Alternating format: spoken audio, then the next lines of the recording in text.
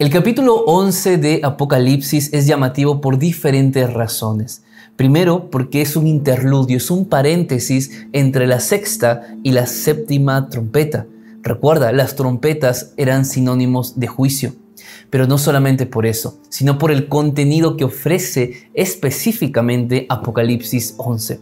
La lección para esta semana va a hablar acerca de dos testigos que profetizan vestidos de luto por 1260 años.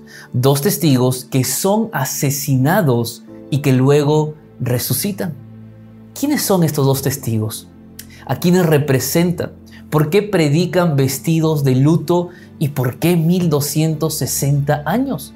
La lección de esta semana no solamente nos va a dar buena información histórica, la lección de esta semana nos va a ayudar a entender todos los símbolos de este capítulo. Yo estoy listo ya para comenzar y compartir contigo lo que la lección habla y sobre todo lo que la Biblia nos dice acerca de los dos testigos. ¿Y tú? ¿Ya estás listo? Si estás listo, empecemos con nuestro comentario, lección número 6 de la Escuela Sabática.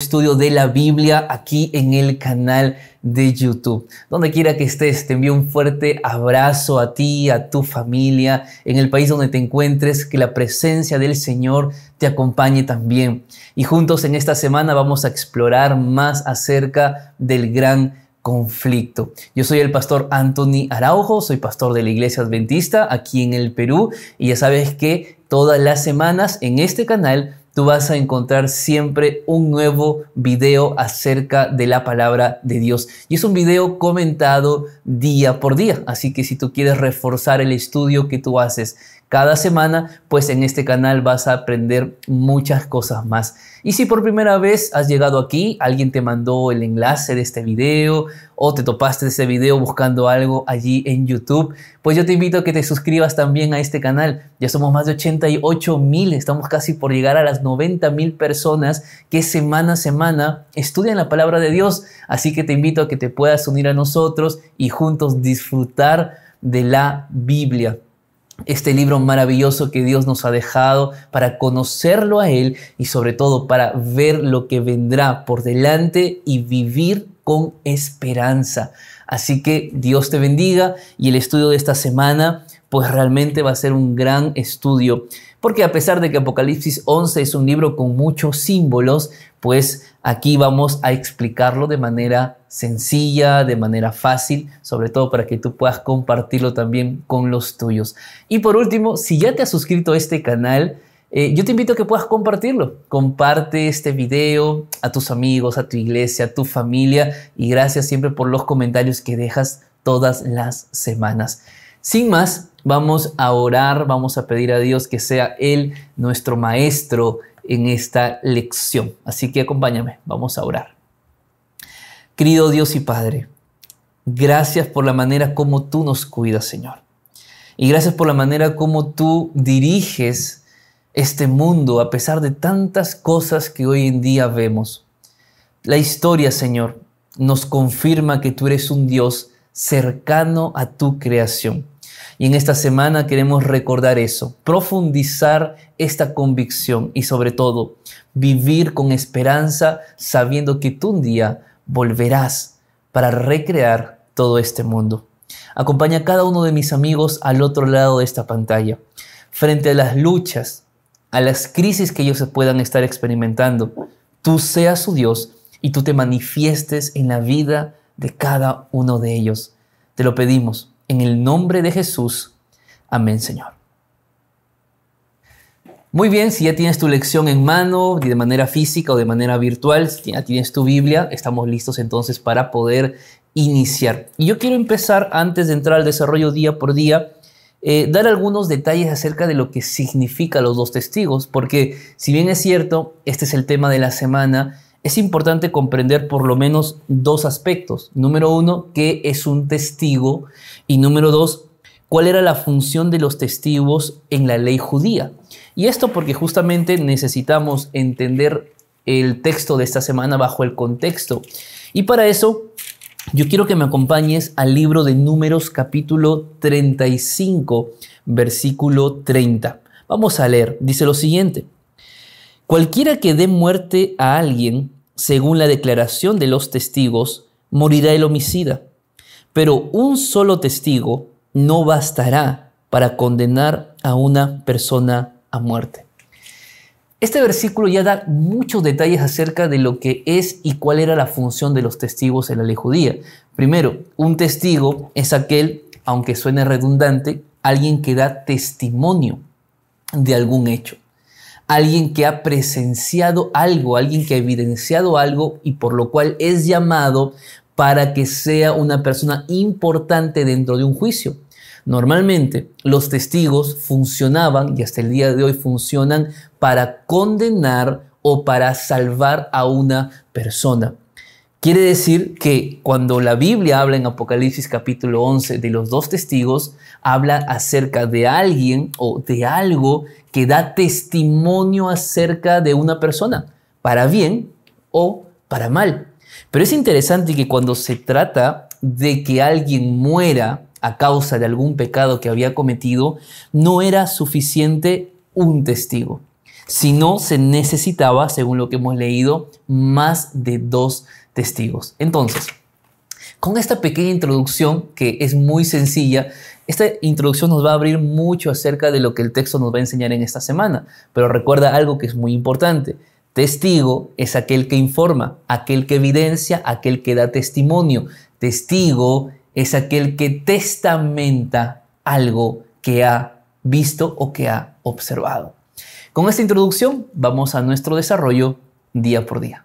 El día domingo de la lección lleva por título Dos testigos. Y vamos a leer Apocalipsis capítulo 11, versículos 3 al 6. Dice lo siguiente: y ordenaré a mis dos testigos que profeticen por 1260 días, vestidos con ropas ásperas. Estos testigos son los dos olivos y los dos candelabros que están de pie delante del Dios de la tierra. Si alguno quiere dañarlos, sale fuego de la boca de ellos y devora a sus enemigos. Si alguno quiere hacerles daño, debe morir de la misma manera. Estos tienen poder para cerrar el cielo a fin de que no llueva en los días de su profecía. Y tiene poder sobre las aguas para convertirlas en sangre y para herir la tierra con toda plaga cuantas veces quieran.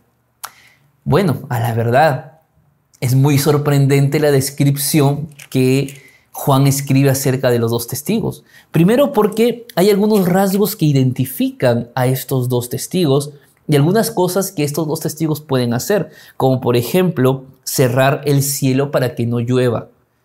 Y esto viene a mi mente de una otra manera lo que el profeta Elías hizo cuando la lluvia cesó y la sequía empezó en el tiempo del rey Acab. Pero también menciona que tiene el poder sobre las aguas para convertirlas en sangre. Y viene a mi mente la historia de Moisés y las plagas que cayeron sobre Egipto. Pero además de eso, dice que tiene poder para que salga fuego de la boca de ellos y para devorar a sus enemigos. Es interesante entonces que hay gran poder en estos dos testigos. La pregunta es, ¿quiénes son? Y sobre todo, ¿por qué profetizan con ropas ásperas? ¿Qué representan los 1260 días? Bueno, para ir respondiendo todo esto, primero, los dos testigos, dice Juan en el versículo 4, que son los dos olivos y los dos candelabros que están de pie delante del Dios de la tierra. O sea, ya hay un significado a estos dos testigos. ¿Quiénes son los dos testigos? Los dos olivos y los dos candelabros. Aún así, yo sé que esta no es una respuesta tan clara, porque al final ahora te preguntarás, Pero pastor, ¿y quiénes son esos dos olivos y quiénes son esos dos candelabros? Bueno, la respuesta a esto está en otro texto de la Biblia donde habla también acerca de los dos testigos o de los dos olivos y de los dos candelabros. Así que acompáñame ahora en Zacarías y vamos a leer capítulo 4, versículos 2 y 3. Y me preguntó, ¿qué ves? Respondí, veo un candelabro de oro macizo, con un depósito arriba, con sus 7 lámparas y 7 tubos para las lámparas que están encima de él. Junto al candelabro hay 2 olivos, el uno a la derecha del depósito y el otro a su izquierda. Llama mucho mi atención porque no entendía Zacarías lo que estaba viendo. Y es allí cuando Dios le da una explicación a través del ángel y le dice lo siguiente en el versículo número 4 al 6. Proseguí y pregunté a aquel ángel que hablaba conmigo, ¿qué es esto, Señor mío? Y el ángel que hablaba conmigo me respondió, ¿no sabes qué es esto? Y le dije, no, Señor mío. Entonces siguió diciéndome, esto es palabra de Jehová para Zorobabel.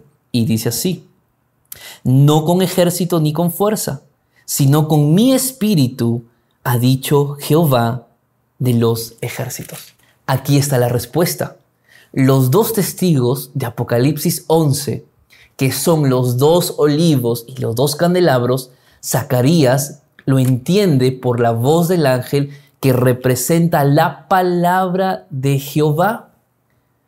Y no solamente la palabra de Jehová, hay un segundo elemento. Porque si el olivo es lo que permite justamente a través del aceite que haya y exista luz para las lámparas, yo te pregunto, ¿a qué representa el aceite en la Biblia? Representa al Espíritu Santo. Por eso, Zacarías, por voz del ángel, recibe la siguiente palabra. Esto es palabra de Jehová. No es con fuerza ni con ejército, sino con ¿qué? Con mi espíritu. ¿Qué quiere decir esto entonces? Que los 2 testigos representan a la palabra de Dios, a la Biblia, tanto el Antiguo Testamento como el Nuevo Testamento. Y es allí por lo cual yo te mencionaba al inicio de este video que testigo es alguien que testifica, alguien que evidencia, alguien que testamenta lo que ha visto. Y yo te pregunto, ¿es acaso el Antiguo Testamento y el Nuevo Testamento testigos de la obra de Dios, de su Hijo y del Espíritu Santo en nuestra vida y a lo largo de este mundo, a lo largo del tiempo en este mundo? Claro que lo es. Por eso, cuando Juan habla acerca de los 2 testigos, está hablando acerca del Antiguo Testamento y está hablando acerca del Nuevo Testamento. Pero acá hay un punto para reflexionar, y es que, amigos, tanto el Antiguo Testamento como el Nuevo Testamento no son 2 cosas opuestas, se complementan. A veces hay muchas iglesias que han rechazado ahora el Antiguo Testamento porque dicen que ese es antiguo pacto y que el Nuevo Testamento es el nuevo pacto. Entonces vivamos como el Nuevo Testamento y no como el Antiguo Testamento. ¿Pero qué acaso la salvación en el Antiguo Testamento y la salvación en el Nuevo Testamento no era igual? ¿Acaso no siempre fue por gracia?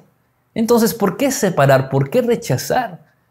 ¿Por qué muchos quieren vivir de acuerdo al Nuevo y no de acuerdo al Antiguo Testamento? Muchos dicen, es que el Antiguo es ley y el Nuevo Testamento es gracia. ¿Será correcto esa idea? Claro que no. Porque el carácter de Dios es amor y su carácter está manifestado en cada palabra escrita en este libro que es la Biblia. Entonces, no hagamos diferencias. No restemos importancia al Antiguo Testamento. No pensemos que el Nuevo Testamento es mejor o que el Antiguo ya es irrelevante, ya es muy antiguo, por eso se llama antiguo. Bueno, no es por eso. Así que lo primero que debemos entender en este día de la lección es que los 2 testigos representan a la Biblia. Ahora, ¿por qué visten de luto? ¿Por qué por 1260 días? Pues lo vemos ahora en el siguiente día de la lección. El día lunes de la lección lleva por título Periodos proféticos. Vamos a leer nuevamente el texto de Apocalipsis 11, versículo 3, que dice lo siguiente. Y ordenaré a mis 2 testigos que profeticen por 1260 días vestidos con ropas ásperas. Nosotros ya hemos entendido que los 2 testigos representan a la Biblia. Quiere decir que la Biblia es predicada por 1260 días de una manera diferente. Es predicada vestida de luto, ¿ok? Vamos a explicar eso más adelante. Vamos a enfocarnos ahora en el periodo de los 1260 días. De esto hemos hablado un poco la semana pasada, pero si por allí quedaron algunas dudas o alguien por primera vez está aprendiendo acerca del libro de Apocalipsis, quédate conmigo, voy a tratar de explicar esto de la manera más sencilla posible. Y voy a empezar con lo siguiente. En la profecía bíblica, un día equivale a un año. Entonces, si son 1260 días, ¿a cuánto equivaldría? 1260 años. Y alguien dirá, pastor, ¿hay fundamento bíblico para esto? Claro que sí. De hecho, hay 2 textos bíblicos que son marcados como los principios para este equivalente de día por año. Este principio tú lo vas a encontrar en Números, capítulo 14, versículo 34. Anótalo para que puedas leerlo más adelante. Y en Ezequiel, capítulo 4, versículo 6. En ambos textos, Dios coloca este principio de que un día equivale a un año. Por lo tanto, el periodo donde la Biblia es predicada vestida de luto son 1260 años. Ahora, hay que encontrar el punto de inicio de esta profecía y el punto final de la profecía. Pero antes de eso, estos 1260 años están en el contexto del ataque del cuerno pequeño al pueblo de Dios. Cuando nosotros leemos Daniel, capítulo 7, versículo 25, vamos a encontrar lo siguiente. Hablará palabras contra el Altísimo, y a los santos del Altísimo quebrantará, y pensará en cambiar los tiempos y la ley, y serán entregados en sus manos hasta tiempos y medio tiempo. Este texto está en el contexto del ataque del cuerno pequeño. Nosotros ya hemos identificado en lecciones pasadas al cuerno pequeño como Roma papal. Roma papal lo que hace es suplantar su identidad y colocarse en el lugar de Dios. Es decir, blasfemar el nombre de Dios y cambiar todo el sistema doctrinal bíblico por dogmas, creencias, más por costumbres y tradiciones que ellos tenían. Cosas que bíblicamente pues no tienen un fundamento. Entonces, lo que hace el cuerno pequeño, además de hacer esto, es atacar al pueblo de Dios con la persecución, que hemos hablado de esto ya muchas semanas atrás. Y aquí viene justamente el periodo de ese ataque. Cuando nosotros leemos, dice hasta tiempo, tiempos y medio tiempo. Es decir, el ataque del cuerno pequeño al santuario y al pueblo de Dios sería por tiempo, tiempos y medio tiempo. Tiempo representa a un año. Es una palabra aramea que significa Idán. Y un año en el calendario hebreo representa a un año de 360 días. Por lo tanto, estamos hablando de 360 días. Ahora, si tienes un lapicero en mano y un papel, suma conmigo lo siguiente. Un tiempo son 360 días. Tiempos representa a 720 días, que sería 2 años. Y medio tiempo sería medio año, que serían 180 días. Cuando tú sumas todo eso, ¿sabes cuánto da? 1260 días. El mismo periodo que Juan habla en Apocalipsis, capítulo 11, versículo 3. Por lo tanto, cuando Juan explica de que en ese periodo la Biblia sería predicada en silicio, en luto, es justamente a causa de todo el horror que ocasionó el cuerno pequeño contra los cristianos. Sería un tiempo de luto porque la palabra de Dios no podía ser predicada de una manera libre o abierta. Muchos murieron a causa de la predicación de la palabra. Muchos murieron cuando se enteraron la Iglesia Católica de que estaban haciendo transcripciones o traducciones de la Biblia a diferentes idiomas porque era algo que no se podía permitir. Tenemos la historia de Wycliffe, la historia de Tyndale, que estudiamos la semana pasada, historias de Juan Hus, historias de Martín Lutero y de otros hombres y mujeres que en estos tiempos de persecución entregaron su vida a causa del Evangelio. Por eso el Evangelio estaba de luto. ¿Cuándo empezó este periodo? En el año 538 después de Cristo. Entonces, si empezó en el año 538, pues basta sumar 538 más 1260. Y esto te va a llevar al día o al año que termina este periodo profético, que sería en 1798. Ahora bien, alguien preguntará, pero pastor, ¿es que acaso no existió un periodo de persecución antes del 538? ¿O es que recién a partir del 538 el pueblo de Dios sufrió persecución?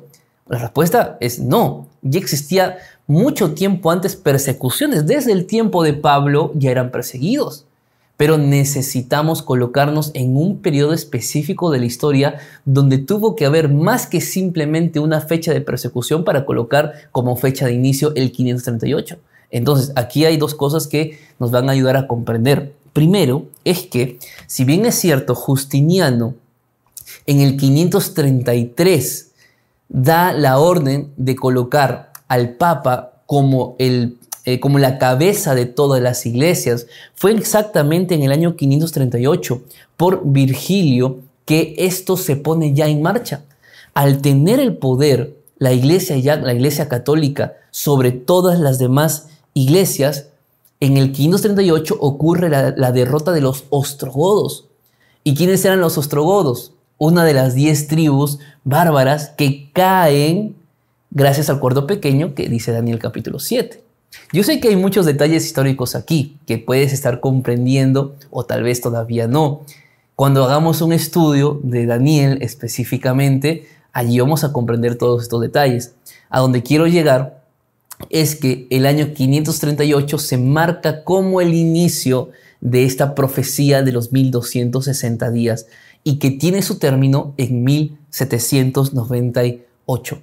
Pero cuando hemos leído Apocalipsis 11, no solamente hemos visto eso, menciona algo más y más fuerte, que estos dos testigos son asesinados. Y tú te preguntarás, ¿cómo que la Biblia fue asesinada, pastor? Bueno, descubrámoslo juntos en el siguiente día. Vamos al día martes de la lección que lleva por título Los dos testigos son asesinados. Vamos a leer Apocalipsis 11, ahora vamos a leer los versículos 7 al 9. Dice así: Cuando hayan acabado su testimonio, la bestia que sube del abismo hará guerra contra ellos, los vencerá y los matará. Sus cadáveres estarán en la plaza de la gran ciudad, que en sentido espiritual se llama Sodoma y Egipto, donde también nuestro Señor fue crucificado. Gentes de todo pueblo, tribu, lengua y nación verán sus cadáveres por 3 días y medio y no permitirán que sean sepultados. Este periodo de los 1260 años, y específicamente los últimos 10 años de este periodo, me refiero más o menos del año 1789 a 1798, fue un tiempo de revolución. No solamente revolución en Europa, sino también en América. Pero específicamente aquí nos vamos a enfocar para hablar de lo que pasó en Francia, la gran famosa llamada Revolución Francesa. Hay algunos datos que me llamó la atención, y es que Francia tuvo un odio muy grande por los cristianos. Tanto que el final de este periodo de los 1260 años, que termina en el año 1798, termina con el general Berthier, que era general del ejército de Napoleón Bonaparte, tomando prisionero al Papa y llevándolo al destierro, donde finalmente moriría. Lo que en la Biblia se llamaría como la herida de muerte que fue sanada, porque cuando parecía que la Iglesia Católica iba a caer, pues no cayó. Esto te menciono para que más o menos vayas entendiendo lo que estaba ocurriendo en aquel tiempo. Ahora, yo no voy a darte aquí muchos detalles históricos, eso tú lo vas a encontrar en el Conflicto de los Siglos. Yo te voy a invitar a que tú leas el capítulo número 16 del Conflicto de los Siglos, El capítulo se llama La Biblia y la Revolución Francesa, así que ahí tú vas a encontrar muchos detalles. Y otro libro que te sugiero también es el de Apocalipsis, Revelaciones para hoy, que es el que tengo aquí en mis manos. No estoy haciendo publicidad ni nada, pero es un libro que a mí me gusta leer mucho, de Maxwell, y específicamente en las páginas 281 en adelante vas a encontrar todo lo que estaba ocurriendo en aquel tiempo de la Revolución Francesa. Esto para no entrar mucho en detalle aquí, sino ir al punto central. Pues básicamente el odio era tan grande contra los cristianos que fue allí, ¿saben?, que se crea una nueva forma de asesinar a los cristianos. Ya no era solo la hoguera, ya no era solo la estrangulación, sino que ahora en aquel tiempo hubo un doctor, te voy a decir su nombre en español, porque en francés no sé cómo se pronuncia, pero en español sería José Ignacio Guillotin. Ese es el nombre de este doctor francés. Y este doctor propuso la gran idea de que se creara otro tipo de muerte para los cristianos y otras gentes más. ¿Cuál era esta nueva forma de matar cristianos? Él decía, pues creemos una gran, ya sea un gran cuchillo que caiga de manera vertical sobre la cabeza o sobre el cuello de los cristianos. Lo más conocido ahora como la guillotina. Ahora ya entiendes por qué se llama guillotina, porque el creador apellidaba Guillotín. Entonces, fue un tiempo donde el gobierno francés estableció oficialmente el culto a la razón. Mejor dicho, las Biblias eran quemadas en las plazas. La gente era muerta, era asesinada si es que eran cristianos. Por eso, cuando Juan explica de que la Biblia fue predicada en tiempos de luto, fue por lo que tristemente tuvieron que afrontar los cristianos y afrontar la palabra de Dios. Y no es solamente eso, ¿sabes? El texto que hemos leído también menciona, por ejemplo, que lo que hace esta bestia es colocar los cadáveres en la plaza de la gran ciudad que se llaman Sodoma y Egipto. Y tú te dirás, ¿pero cómo que Sodoma y Egipto? Pues claro, es que esta bestia, que podría representar al mismo Francia, tenía dos características como nación. Una característica de Sodoma y una característica de Egipto. ¿Cuál crees tú que es la característica de Egipto? Pues el ateísmo. ¿Qué era lo que el faraón decía? No, Dios no existe. Y en ese tiempo, en la era de la razón, los franceses levantaron culto hacia la razón como una religión atea patrocinada justamente por el Estado con la intención de reemplazar al cristianismo. Entonces, Francia sí tenía algo de Egipto. Y como no, tenía algo también de Sodoma, la depravación moral. Es exactamente esto lo que nos menciona la palabra de Dios en estos textos que hemos leído y que ahora estoy explicando. Ahora, hay algo que la lección dice que me gustaría compartir contigo textualmente, y dice lo siguiente: las iglesias de toda Francia se convirtieron en templos de la razón, y una mujer fue entronizada como diosa de la razón. Se quemaron Biblias en las calles, se declaró que Dios no existía. Satanás obró mediante hombres impíos para matar a los dos testigos de Dios. Sus cadáveres quedaron en la plaza de la gran ciudad que simbólicamente se llama Sodoma y Egipto, donde también su Señor fue crucificado. ¿Qué dice Elena de White con respecto a esta frase de que el Señor haya sido crucificado? Mira lo que dice Conflicto de los Siglos en la página 274, párrafo 1. En Francia se cumplió también este rasgo de la profecía, porque en ningún otro país se había desarrollado tanto el espíritu de enemistad contra Cristo. En ninguno había hallado la verdad tan acerba y cruel oposición. En la persecución con que Francia afligió a los que profesaban el Evangelio, crucificó también a Cristo en la persona de sus discípulos. Bien, aquí está la explicación. Es bastante claro de la manera cómo se entiende el concepto de que Cristo fue crucificado. Justamente a través de la muerte de sus discípulos, de los cristianos, en este país que tenía mucho de Sodoma y que tenía mucho de Egipto. De hecho, yo te invito a que puedas leer acerca de la gran masacre de San Bartolomé. Vas a aprender, bueno, más que aprender, vas a conocer la manera cómo se llevó a cabo este periodo de Revolución Francesa. Pero eso no es todo, porque el texto mencionó también que gentes de todo pueblo, tribu, lengua y nación vieron estos cadáveres por 3 días y medio. Mejor dicho, fue una época de 3 días y medio de mucho dolor, donde la diosa de la razón fue más importante que el cristianismo, pero no permitió que sean sepultados, es decir, no duró para siempre. Todo este énfasis del ateísmo no duró para siempre, duró tan solo 3 días y medio. Pero volviendo al punto de la profecía bíblica, que 3 días y medio serían 3 años y medio, porque un día representa un año en la profecía bíblica, quiere decir que esto tuvo su término. Y claro, porque fue justamente el 10 de noviembre de 1793, que hemos leído, que se celebró en todo el país el Festival de la Razón, pues 3 años y medio después, hablamos en el año de 1797, exactamente el 17 de junio, que el gobierno francés eliminó sus leyes restrictivas contra la religión. De esa manera, y esto llama la atención, es que los testigos resucitan. Mejor dicho, la palabra fue predicada por mucho tiempo en luto. Fue muerta 3 años y medio. El apogeo fue más fuerte en esos 3 años y medio. Pero la palabra de Dios resucitó. ¿Cómo es que resucitó? Lo vemos ahora en el siguiente día.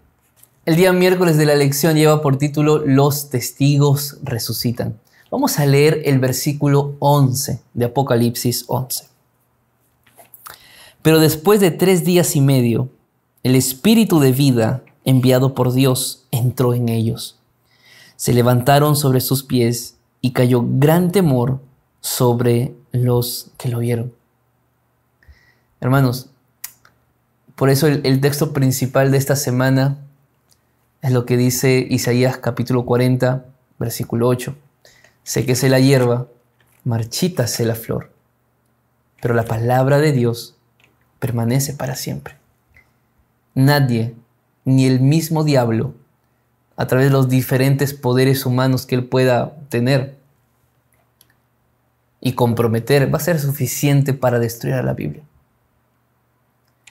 Después de esos 3 años y medio, en 1797, se levantó justamente esta restricción y la palabra de Dios volvió a resucitar. Aunque, para ser ciertos, nunca fue asesinada completamente, pero resucitó. ¿Qué dice Elena de White acerca de esto? En 1793 había promulgado la Asamblea Francesa los decretos que abolían la religión cristiana y desechaban la Biblia. 3 años y medio después, este mismo cuerpo legislativo adoptó una resolución que rescindía esos decretos y concedía tolerancia a las Sagradas Escrituras.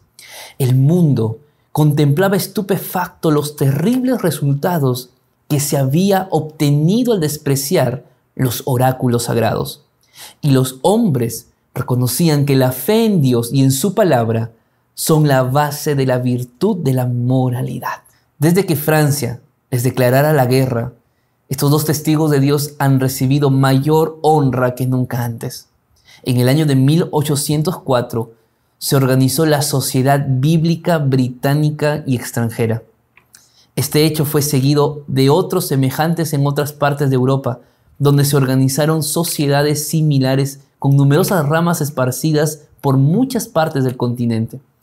En 1816 se fundó la Sociedad Bíblica Americana. Cuando se creó la Sociedad Bíblica Británica, la Biblia circulaba en 50 idiomas. Desde entonces ha sido traducida a centenares de idiomas y dialectos. ¿Te das cuenta? Dios continúa a cargo de la historia de este mundo. Él no ha permitido que aquel libro o aquel conjunto de libros que hoy se llama Biblia y por más años que hayan pasado, tenemos la dicha de que permanece. Yo quiero leer contigo lo que dice Salmos 119, versículo 89. Para siempre, Jehová, permanece tu palabra en los cielos.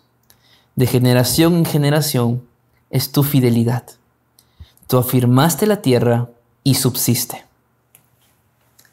Por eso es que hoy tú puedes confiar en Dios. Por eso es que hoy tú puedes tener la certeza de que en Cristo Jesús hay esperanza para nuestra vida. Porque a pesar de los ataques del diablo contra la iglesia de Dios, Dios cuidó de su iglesia.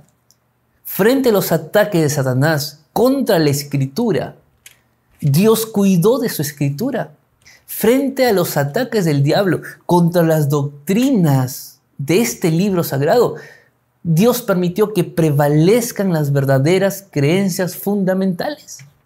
¿Cómo puedes dudar de que Dios no va a cuidar de ti? En tus crisis, en tus luchas, en los problemas que tal vez hoy tú estás enfrentando, tú puedes confiar en Dios, en ese Dios que permanece para siempre, en ese Dios que sí permite la persecución. Sí lo permite, no te voy a decir que Dios no lo permite, claro que lo permite. Pero incluso en la persecución, Él está al cuidado de todos sus hijos. Por eso en la lucha que hoy tú puedas vivir, experimentar, y a pesar de que parece que no hay fin y que estás cansado humanamente, sientes que hay un peso encima tuyo que te cae y ya no puedes más, puedes sentir que Dios está en silencio en tu vida, pero que Dios esté en silencio no significa que Él esté ausente. Que Dios puede estar hoy en silencio no significa que Él no te fortalezca. Va a haber un momento de resurrección espiritual para ti. Va a haber un momento en el que ya no habrá más dolor ni lucha. Tú sigue confiando en Dios, sigue creyendo, porque si Él cuidó de su palabra, Él cuida también de ti. El día jueves de la lección lleva por título La verdad triunfante. Vamos a leer Apocalipsis capítulo 11, versículo 15, que dice así: El séptimo ángel tocó la trompeta, y hubo grandes voces en el cielo que decían: Los reinos del mundo han venido a ser de nuestro Señor y de su Cristo, y Él reinará por los siglos de los siglos. Antes de explorar un poquito este texto, te das cuenta que aquí terminó completamente ese paréntesis, ese interludio entre la sexta y la séptima trompeta. Aquí ya habla de la séptima trompeta. Estábamos hablando hace un momento de los dos testigos, pero cerró el paréntesis para hablar acerca de la séptima trompeta. Bueno, no vamos a entrar en detalles acerca de las trompetas, no es el tema de la semana, pero sabrás que existen diferentes posiciones acerca de cuándo empezó esta séptima trompeta. No voy a hablar aquí de eso, pero todos los que están en el grupo, en la comunidad, allí en el WhatsApp, que estas semanas por las actividades que yo tuve no estuvo en movimiento, este viernes que viene, para dar chance a aquellos que quieran unirse a la comunidad en WhatsApp, yo voy a enviarles allí un texto acerca de las 7 trompetas para que ustedes conozcan detalles, cómo interpretarlo, cómo entenderlo y las diferentes posiciones que existen acerca de ello. Entonces, si ya estás en el grupo, tranquilo, el viernes próximo, un día antes que acabe la semana, te voy a enviar este texto para que puedas leer y otros más por allí que puedan ayudarnos. Pero bueno, ese es un paréntesis también que yo quería hacer acá. Lo otro, ¿qué nos enseña este texto? Un punto muy sencillo, que Cristo siempre triunfa. Cristo siempre vence. Jesús nunca perdió con el diablo.